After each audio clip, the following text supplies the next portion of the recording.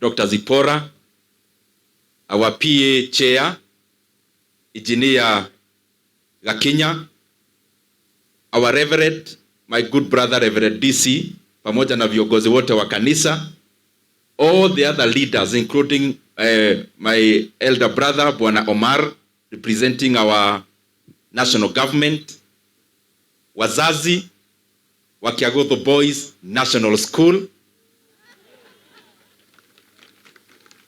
the young men. Me, I can't call you boys. You are not boys. You are young men. The young men of Kiagodho Boys National School, who are future leaders, future engineers, future doctors, future pilots, future MPs, future governors, and maybe even future presidents, future entrepreneurs, and future everything good. Good afternoon. Asiari muriega. Gaine mwega. Na hende ciothe. Najua sio wote tunaongea hiyo lugha, na kwa hivyo leo tutaongea lugha ya National School. Na lugha ya National School ni hiyo tunaongea sasa, tukichanganya na Kiingereza kiasi. But because you are in a national school, young men, mkitaka leo jioni mjione kwa TV. Kenya ijue tulikuwa wapi? Kenya ijue tulikuwa wapi? Kiagodho Boys National School. Mjione kwa NTV, mjione kwa Citizen, mjione kwa Nyoro. Mnataka kujiona huko? The BBC. Sasa ningetaka kwa kusimamia hao wote, ningetaka tusomewe ile wazazi wetu wanasikia sana. Tusomewe news vile tutasikia jioni kwa ile TV station wazazi wetu wanawatch sana, inaitwa Nyoro. Na ningetaka tusomewe hiyo news na a young man anaitwa Victor Kenothia. Akuji atusomee vile atasoma jioni. Karibu sana. Ati anaitwa Victor nani? Victor. Victor. Karibu sana. Asante sana mheshimiwa. Kayona inywe mwirolagira Nyoro. Gugaga no aciari. Aciari ne mwirolagira Nyoro. Ne mumiendete. Mutumia we hara iraoria niko kari akinothia. Mheshimiwa and the principal, I have a very special attachment with this school because my father schooled here between 1982 and from 1982 to 1985. Actually, nimempigia simu nikiwa hapa akaniambia alikuwa dormitory inaitwa Ruenzori, sijui kama bado iko. Na ameniambia nisalimie Mr. Nyagia, ulimfunza pia. Mpigieni makofi. Mimi sikuweza kupata alama za kuingia Kiagodho, but nilienda shule inaitwa Koibe Boys pale, na nimepatana na walimu wangu hapa, wameniambia wako na mwanafunzi hapa Kiagodho. But through God's grace, having discipline, working hard and utilizing my talent, that is why I'm a celebrated journalist. So we can all make it. Mimi sitaki kuongea sana, thome mohoro githitiguo. Gwatinda gikeno na nduhio thukuru-ini wa imwana wa Kiagodho gicigo-ini kia ubunge gia Kiharu hindi ya igongona ria gutuga arutwo aria makoretwo magika wega. Arutwo a thukuru ucio maugite no megithie na mbere kwirutaniria niguo matigirire thukuru yao ni yatuika national. Na kuona aciari aria maumite icigo-ini ingi itiganite matire macemania na mubunge wa Kiharu Ndindi Nyoro ni makenete ni kumuona makiuga maiguaga o ngumo ya wira wake mwega wa kunyorokia Kiharu station-ini ya Nyoro TV. Aria mageire na kanya ga kumukuhiriria mamwirite no mende wira uria wothe akoretwo akiruta kiharu aurute bururi wothe ta president makiuga no mamunyite mbaru. Ngiribotera Nyoro TV kuma thukuru-ini wa imwana wa Kiaguthu Kiharu kaunti ya Murang'a, ritwa riakwa ni Victor Kenothia.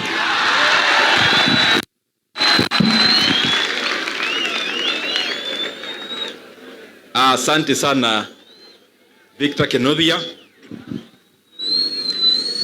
Na hata nikiendelea nilikuwa na salamu, sijui nifikishe ama nirudi nazo. Kuna salamu ya Mangu Boys. Asiani ndenda munyita kaundu haha. Niko na salamu ya Murang'a Boys High School. Niko na salamu ya Kahuhia Girls.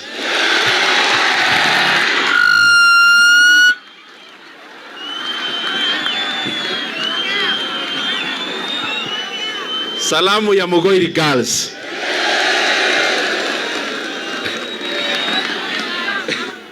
Salamu ya Kiaderi Girls. Nyenye tunawaodea 18.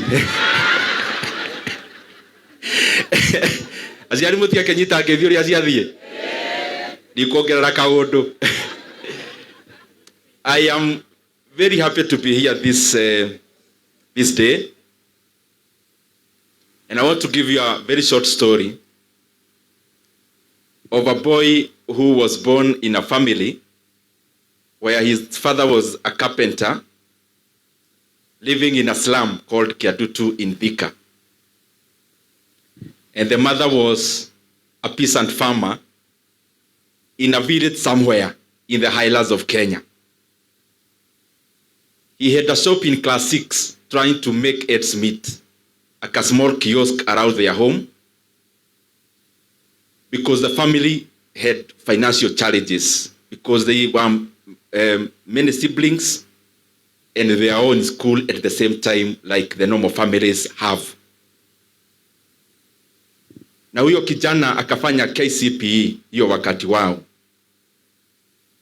na akapata barua ameitwa shule ya kifahari, na wazazi wake wakafurahia sana ya kwamba their only son had been admitted in a very good school of repute.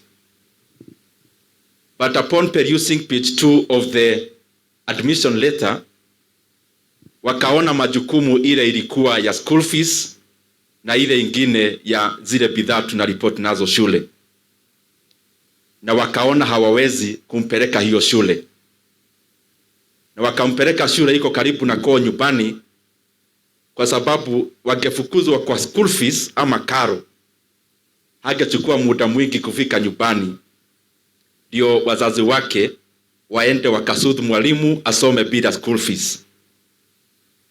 Huyo kijana akaenda hiyo shule ya karibu kwao, akasoma na akaenda university inaitwa Kenyatta University kama kijana peke yake mwenye alihitimu katika mwaka ile alifanya KCSE. Huyo kijana akaendelea na maisha yake na akafanya biashara after graduating from university, and later on akapata nafasi and he was elected as an MP in a constituency here in Kenya. The young man I was giving you the story about is the man standing before you called Ndindi Nyoro, the MP for Kiharu. In the school he had been admitted but could not attend because of school fees is called Kiaguthu Boys National School. And therefore, pale pahali munaweka alumni na uvuba kwa unyenyekevu, munisongasogee tu kidogo hata mimi nikuwe alumni wa Kiaguthu Boys National School.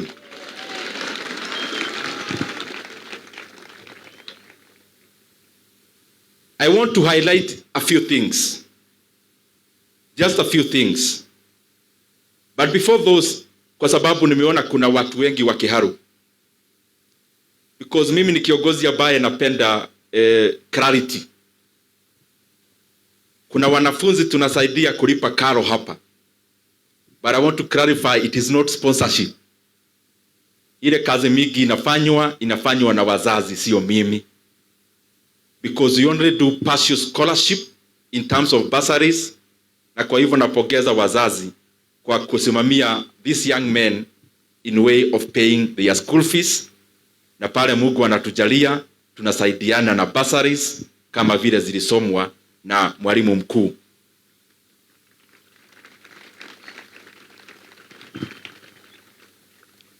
There are many things we have done in Kiharu, na kwa hivyo nataja hiyo kwa sababu nimeona close to a third of the people here are from Kiharu. Kiharu schools, all our public primary schools, which are around 112, they are fully renovated, fully built up, na shule zetu za Kiharu zote za msingi, wanafunzi huwa wanakanyaga tiles chini, because all of them without exception ziko na tiles hapa Kiharu. We also have a program we call Kiharu Masomo Bora, ambayo wale wako katika day schools, the only school fees they pay is only 1,000 per term, na hakuna malipo ingine, na wanafunzi wanakula shule, na every last Friday of the month they actually eat chapati for lunch across all our day schools. Najua Kiagodho wanasema wakue hapo, lakini hii ni national school. Hii sio day school. Nyinyi pengine tu upgrade kuwe pizza. Lakini hiyo tutaongea baadaye, because I like promising things that are doable. Now, I want you to listen. As a young man here in whichever form, the first thing you need to do as a young man in high school is, first of all, to define who you are. Who are you as a young man in Kiagodho, either in Form 2, 3, or 4? You need to first know who you are so that you actually know where you are going. Because people plant tea where the environment of tea can allow tea to thrive. The same with pineapples and all the other crops. You also need to realize yourself as a young man. Who are you? Na leo kuna baridi sana. Sijui kama ni mimi tu naisikia. Karibu niambie mwalimu aniwekee jiko hapa. I'm almost shivering. But let's continue. As a young man, the first thing you need to do at this age, you need to define yourself. What are your strengths as a young man here? Strength meaning, are you more a storyteller? Are you analytical? You need to identify your strengths early, now while you're in Kiagodho. Which are your weaknesses? When you look inside of you and you analyze yourself, what are your weaknesses? You can use the subjects and the strengths under which you have in every subject to also know the kind of strength and weaknesses you have. What opportunities do you have? You're already in a national school. That is already a good opportunity enough. And what are the threats? Some of the threats you have as a young man in any high school, including Kiagodho, would be abuse, peer pressure. Those are threats. You are here as a plant. A plant has many threats. Inaweza kuwa ni mchwa, inaweza kuwa ni jua kali, inaweza kuwa many things. So you also need to look inwards and define yourself as a young man. The second thing, you need to know within yourself. Na unajiita mkutano mara mingi. Where are you going? You are here, but your work is not to mark time around. So, ni jani gani umechukua? Unaendelekea wapi katika maisha? Here you need to define what you want to be, and especially not just in terms of what you achieve in subjects, but cumulatively, holistically, the kind of a person you want to be in the next few years, the direction at which you are taking. Do you want to become a politician? Do you want to become an entrepreneur? Do you want to become a doctor? Do you want to become an engineer? What do you want to become? An academia, a professor? What ni nini hiyo unataka kuwa katika maisha? It is important you define that early. I wrote a book called How to Succeed in High School when I was in second year in campus in KU. And na hapa nyuma unaandika about the author. It's a book I authored when I was in second year in KU. About the author nikaandika Dede Nyoro ni mwanafunzi wa uchumi. Lakini the last sentence was, and his future Kiharu MP. And now I'm starting here as the current Kiharu MP. Where are you going? Define that, write it down, because it is important. It is a journey at which you are traveling in your life. Why are you going there? That's the third point. Who you are, number one. Where are you going? Why are you going there? The reason why I ask you why you are going there. Sharing experience of many of us who have advanced kimiaka kuliko the young men here. I want to encourage you, as you choose what you want to do and where you want to go, also choose something that you enjoy doing. If you are good in physics, if you are good in biology, you are good in mathematics, then choose something that you already enjoy doing. If it's engineering, if it's area around medical, in school and also in practice, choose something that is already inherent in you, because you take less effort to do that which is already inherent in you. And in that also the second thing why you want to go there. Choose to go there because you want to provide solutions. You want to become an engineer, a doctor, a pilot, because you want to provide solutions. And a story is given, I'm sure you have heard about it, of a king who was called Oberon. And this king, kama hii njia yetu ya kutoka Kahuro kuja hapa Kiagodho, ikawekwa udongo, like there was erosion. Na katika hiyo udongo, ikafunga barabara. So the barabara was semi-closed, partially closed. So the king went kwa bush akajificha kuona the behavior of people. Na ni times za kitambo. Hakukuwa na magari, kulikuwa na kitu inaitwa carriageway. Kama hizi tunaonanga zinavutwa. So the merchants wakapita hapo, wakaona barabara imefungwa, they started complaining why the road has been closed. Then there came an entrepreneur, a business person. Akapata barabara imefungwa na alikuwa na gari ya hiyo wakati inaitwa carriageway. Na pia yeye akaanza complaining. Then there came a peasant, a farmer and a businessman carrying a basket of vegetables. Akapata barabara imefungwa. Kupata barabara imefungwa, yeye haku complain, na munisikiza vizuri. Alienda akaweka basket chini na akaenda akatoa hiyo udongo kwa barabara for others to pass, na yeye pia pass vizuri. Lakini after kuondoa hiyo udongo, he saw a leather purse hapo chini. And inside there were some gold coins and silver coins and a note from the person who had put it there. Na ilikuwa inasema that the content in the purse belonged to the person mwenye alifungua barabara. Na ilikuwa signed hapo chini by the king. So the king alikuwa amejificha, akatokea na akacongratulate that young man. Na akampea zawadi zingine mingi. In life, seek to be a person who provides solutions. Because when you take that responsibility, underneath that responsibility of serving others, underneath that responsibility of doing good, underneath there is payment for you for being responsible.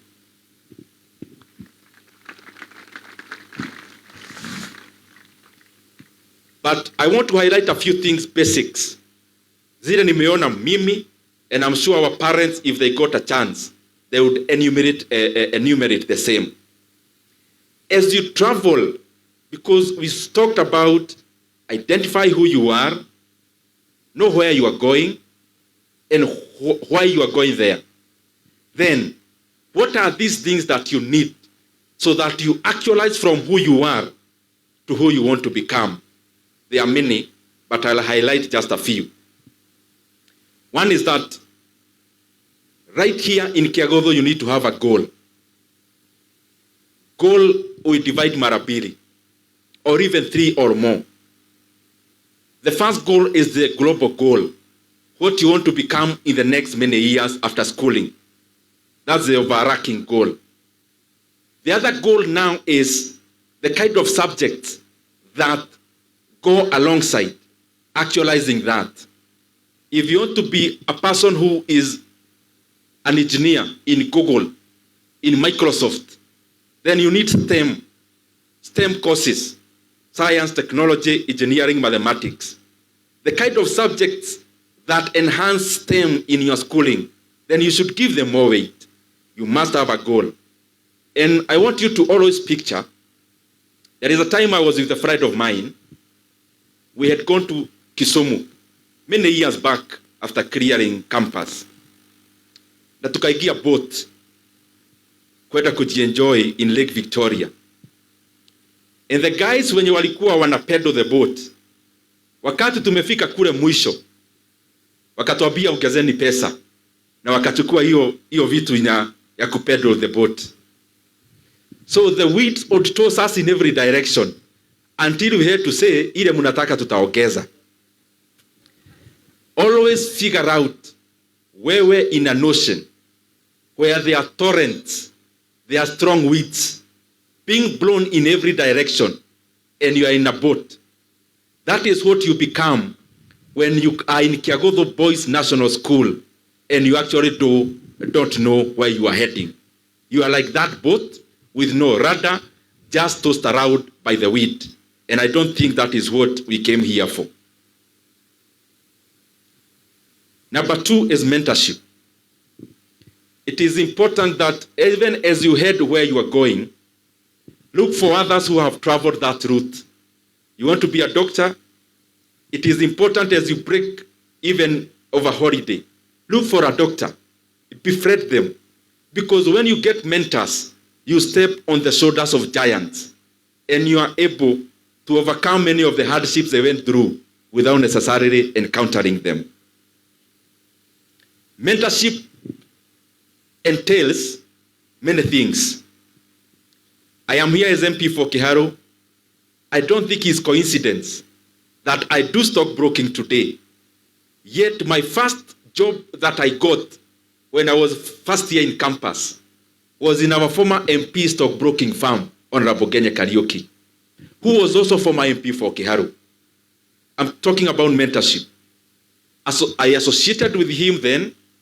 I ended up being exactly what he was doing. He was doing stockbroking, which I do. He was former MP of Kiharu. I am MP for Kiharu. We were with him, with our governor. Hiyo wakati nilikuwa youth winger wa Kenya Karaoke.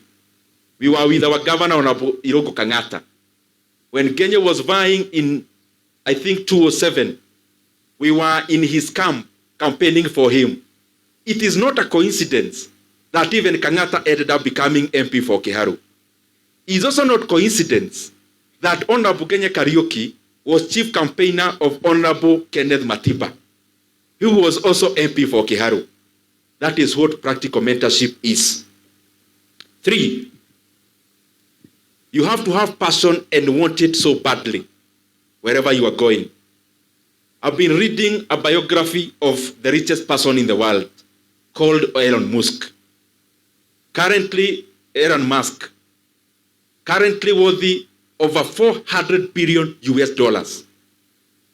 400 billion US dollars. Meaning, his worth is more than 3 times the Kenyan GDP. And when I'm reading about his biography, you see that the people who rise to high heights, it's never by accident. They work very hard when he was starting the current company called Tesla, the kind of hardship he had to go through, at some point the company almost went bankrupt, but he still held on. Starting a company that is very novel, like SpaceX, taking people to Mars, taking people to the space. He is currently CEO of 4 companies, including X, which is Twitter, is his company. You can imagine heading multi-billion companies at the apex, 4 of them. 4, you need to understand your efficiencies as a human being. And this is what I mean. For example, there are people who, if you don't sleep enough, you can't concentrate. Sio vibaya kujielewa mapema, so that you know, and you even converse with your teacher. If you have uninterrupted sleep for 7 hours, you are more likely to be more effective. Understand yourself early in life. Na hizi vitu nawaambia tu si za hapa shule, za mpaka huko nje. So that you always act on your optimum. You always act where you have the highest capacity for the output. Napitia tu juju, I'm sure some of you are noting. Then you need to view the world in a positive manner. There are many of us who are already conditioned. And you know a story is given of a young elephant. Ilifugwa mguu, ikafugiliwa in a very small plantation. When it was young, ikajaribu kujipul, it couldn't because by then it had not developed in strength. The elephant grew, conditioned that it cannot break free. Ikakuwa mzee, ikakuwa adult elephant. It had strength to just walk through and break the rope ambayo ilikuwa imeishika. But it couldn't because it was already conditioned that ikezunguka